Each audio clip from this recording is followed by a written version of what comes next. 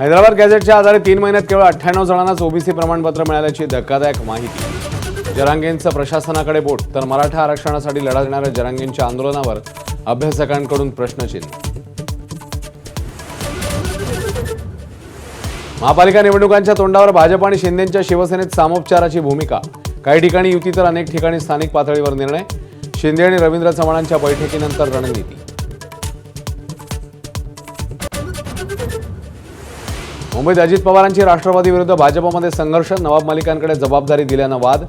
अजित पवारांनी निर्णय न बदलल्यास राष्ट्रवादीसोबत नाही, भाजप ठाम।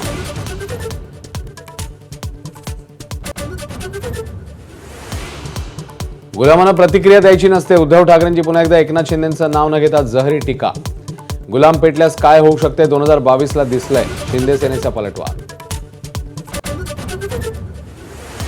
राज्यात अपात्र लाडक्या बहिणींनी 165 कोटींना लुबाडलं।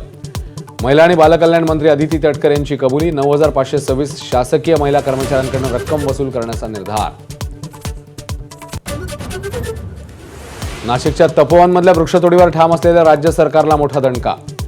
15 जानेवारीपर्यंत निर्णयाला स्थगिती। राष्ट्रीय हरित लवादाचा निर्णय। देशभरात 2027 मध्ये जनगणना होणार। केंद्रीय कॅबिनेट बैठकीत मोठा निर्णय। 2 टप्प्यात जनगणना होणार असल्याची माहिती। अंदमानात स्वातंत्र्यवीर सावरकरांच्या पुतळ्याचं सरसंघचालकांच्या हस्ते अनावरण। केंद्रीय गृहमंत्री अमित शहांसह मंगेशकर कुटुंबीय आणि शरद पोंक्षे यांचीही विशेष उपस्थिती।